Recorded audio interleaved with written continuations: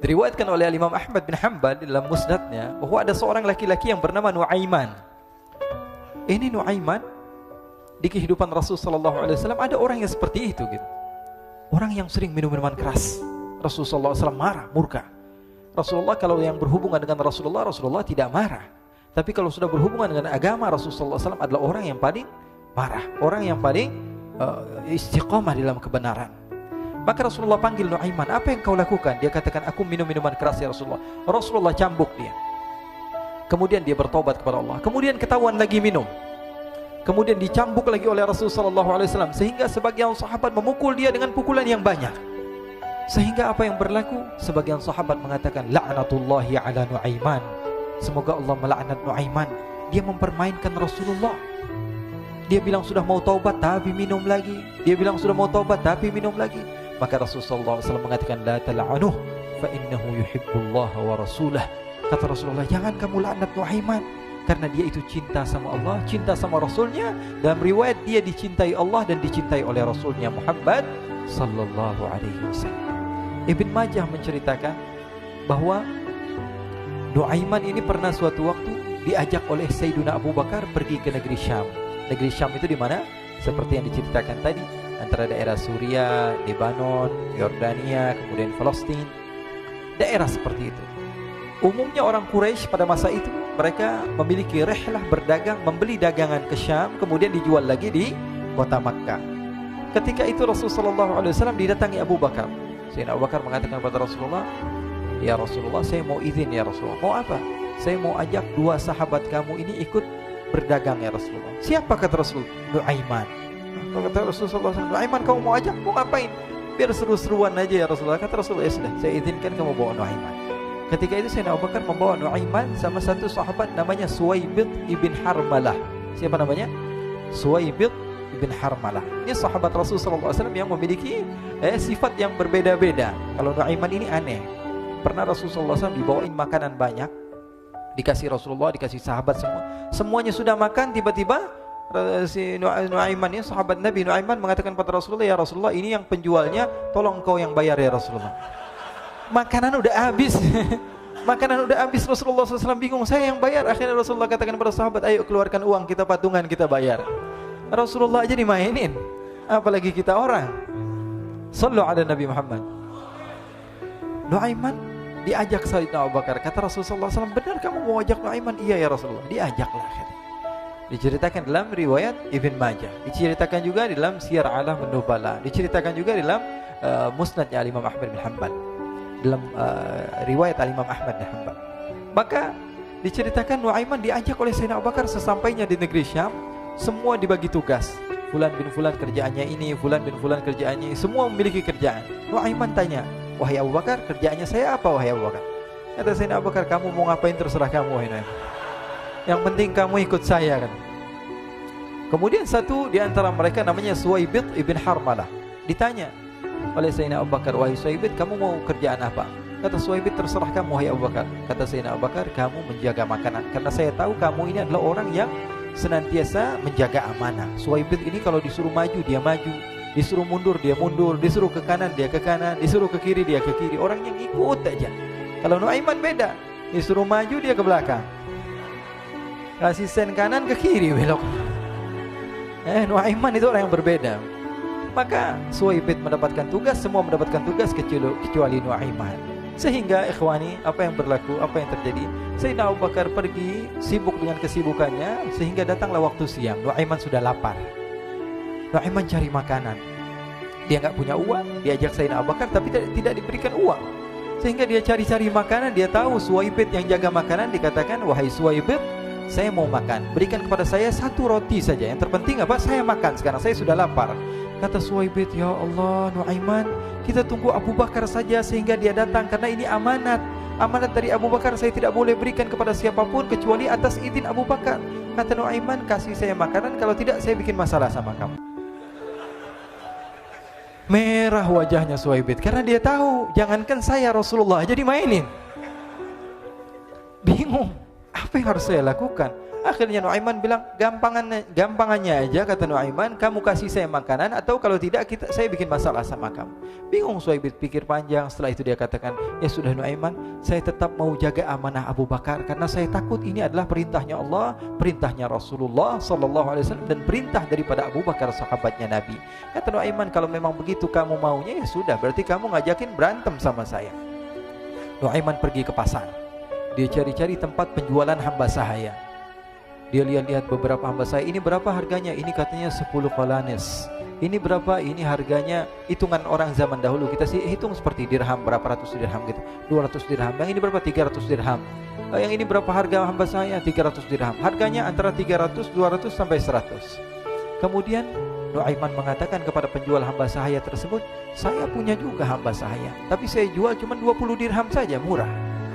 Katanya, apa benar ada hamba saya harganya segitu? Iya, karena dia punya aib, ada kekurangan. Apa? Nanti kalau kalian tangkap, dia bakalan teriak, saya ini bukan hamba sahaya tapi orang merdeka. Akhirnya semua orang berkumpul mau beli. Ini Nuaiman sama Nuaiman diajak ke Suhaib bin Harmalah tadi. Kata Nuaiman, itu ada orang yang berdiri sedang menjaga makanan, itu hamba sahaya saya, tangkap saja. Oh baik. Diberikan uang 20 dirham, dimasukkan oleh Nuaiman ke kantongnya. Kemudian Suhaib ditangkap. Ketika ditangkap, Suhaib teriak, saya bukan hamba saya orang merdeka. Maka orang-orang tersebut mengatakan, saya sudah tahu kekurangan kamu.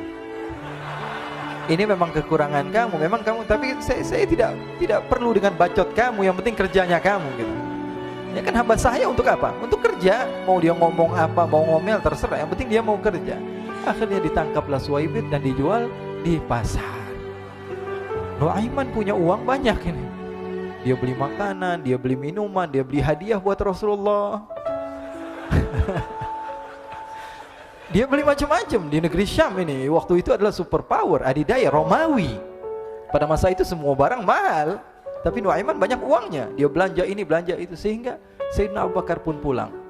Ketika Sayyidina Abu Bakar pulang, Sayyidina Abu Bakar cari, mana ini Suhaib? Kita semua sudah lapar. Kata Nuaiman dengan mudahnya dia mengatakan, sudah saya jual wahai Abu Bakar. Maka Sayyidina Abu Bakar bertanya, apa yang kau lakukan wahai Nuaiman? Diceritakan oleh Nuaiman dengan jujur. Nuaiman ini orangnya apa adanya, tapi nyusahin. Saya jual. Akhirnya dibawa oleh Nuaiman, Sayyidina Abu Bakar pergi ke mana?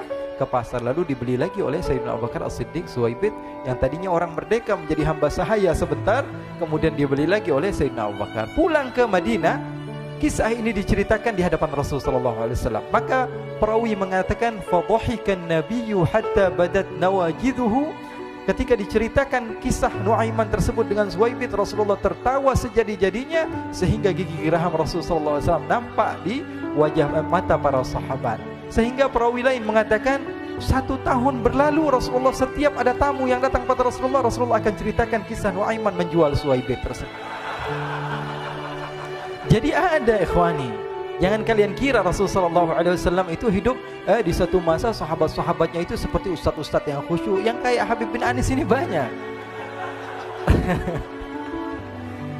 Bahkan ikhwani, mungkin di akhir karena masanya sudah habis, pernah suatu waktu Rasulullah SAW didatangi asyraf, delegasi dari beberapa negara yang ingin mengenal apa itu agama Islam.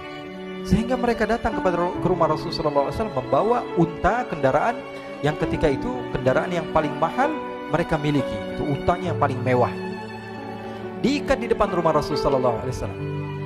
Tamunya pun masuk, duduk bersama Rasulullah SAW. Di depan rumah Rasulullah SAW ada beberapa sahabat. Ada Sayyiduna Hamzah.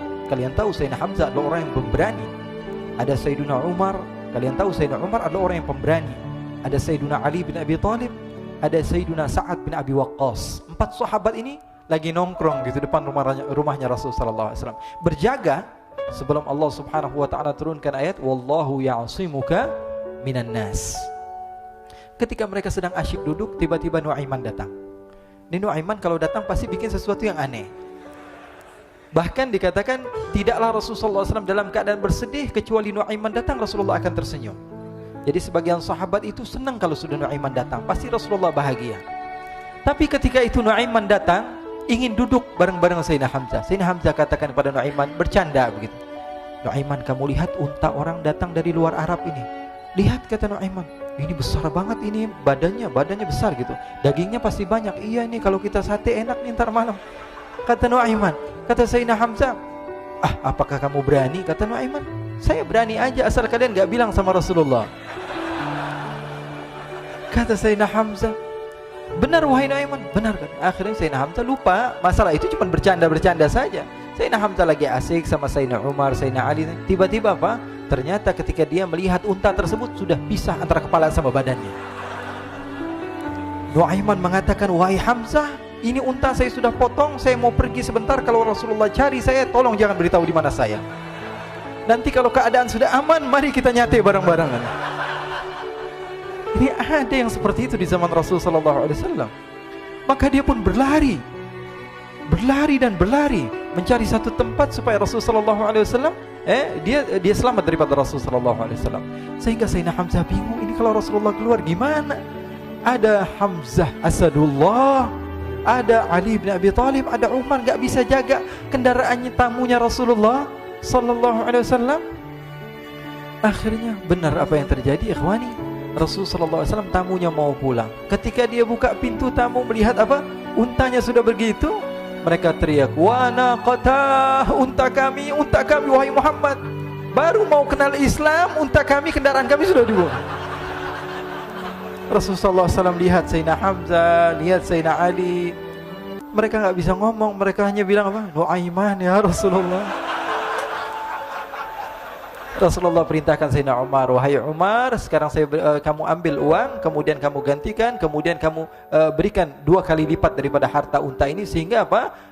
Agama Islam tidak didengar dengan sesuatu yang tidak baik di luar sana. Akhirnya diberikan harta, diberikan unta yang baru dan diberikan harta yang lebih untuk orang tersebut, sehingga orang tersebut tidak menjelek-jelekan agama Islam. Kata Rasulullah SAW, dan sekarang waktunya kita balas dendam sama Nuaiman.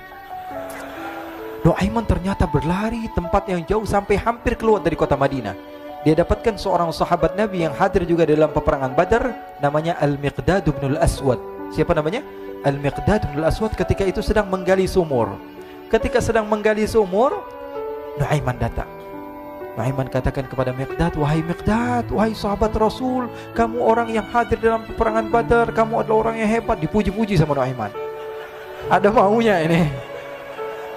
Akhirnya dia bilang, wahai Miqdad, tolong saya. Kenapa wahai Nuaiman? Kamu ini kekasihnya Rasulullah, orang yang disayang sama Rasulullah. Kenapa? Saya ini sedang dikejar-kejar orang jahat.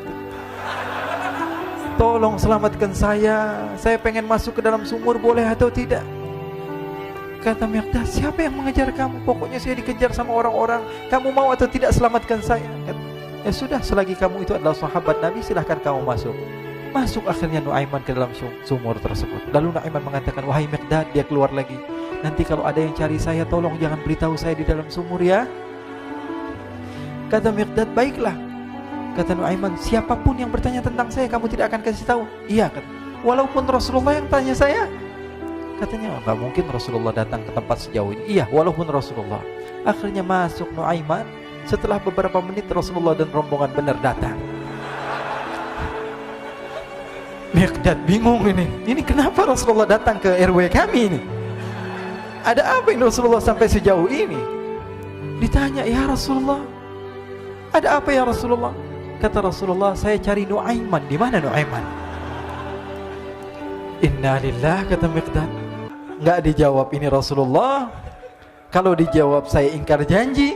Akhirnya apa dia katakan? Wahai Rasulullah, mata saya tidak memandang kepada Nuaiman, tapi tangannya nunjuk ke dalam sumur. Sahabat. Apa dia bilang? Mata saya tidak melihat kepada Nuaiman, tapi tangannya nunjuk ke sumur. Akhirnya dibuka sama Rasulullah, Nuaiman muncul. Kata Rasulullah, Nuaiman, kamu bikin malu saya, wahai Nuaiman. Ya Rasulullah, yang bersalah bukan saya, tapi orang yang mencari saya bersama kamu ya Rasulullah. Akhirnya Rasulullah nengok siapa, ternyata Nuaiman sudah lari kabur. Sallu ala Nabi Muhammad. Kisah-kisah seperti ini sebenarnya banyak sekali ya. Ini menunjukkan kepada kita bahwa kehidupan Rasulullah itu begitu indah. Rasulullah SAW, kalau kamu mau menjadi orang yang baik, contoh Rasulullah. Mau menjadi bapak yang baik, contoh Rasulullah. Mau menjadi pemimpin peperangan yang baik, Rasulullah. Mau menjadi murid yang terbaik, contoh Rasulullah. Bagaimana akhlak Rasulullah. Mau menjadi suami yang baik, contoh Rasulullah. Dalam segala hal, apapun itu, Rasulullah SAW adalah makhluk yang paling terbaik.